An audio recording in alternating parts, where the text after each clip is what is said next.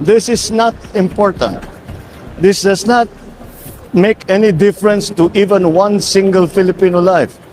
So why waste time on it? Kumusta na po kayo mga mahal kong manonood? Ito na naman ulit si ako, Marisol Templo of course, at huwag kalimutan mag-subscribe. Ang topic natin ngayon ay tungkol sa kabaitan ng ating presidente, ni PBBM.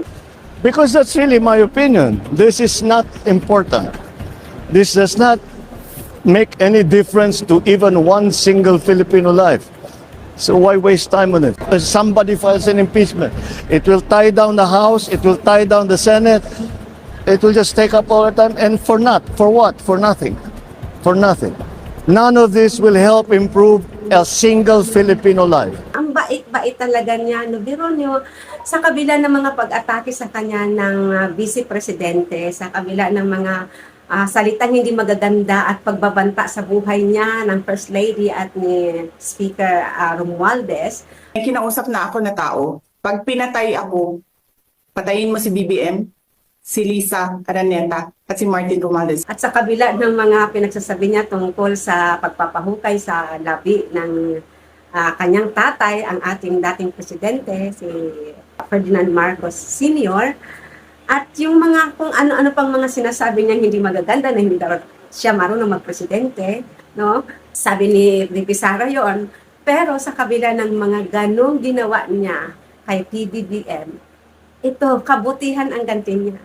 Dahil maraming gusto siyang si VP Sara na ipa-impeach. Pero ito nga, gusto niyang pigilan at tinututulan niya yung mga ganitong action and impeachment processes kasi What will happen to if somebody files an impeachment?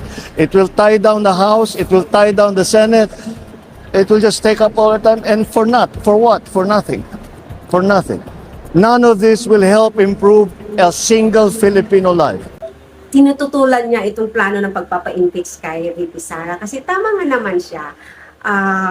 Talagang sa sinabi niya, hindi raw makakatulong sa ating mga Pilipino at syempre maaantala yung mga bagay, importanteng bagay na dapat pagfokusan ng mga senador at kongreso, ng kongresista, na pag-ukulan ng mga major topics pagpapaunlad sa ating bansa. At totoo naman na syempre pag nasa process na yon, mai-stack up doon yung mga kongresista natin at mga senador kasi kailangan pagdebatihan, kailangan iproseso at mahaba-habang proseso yan. So yung mga gawain na dapat nag-uupulan ng pansin na dapat maisagawa at maisakatuparan yung mga bills and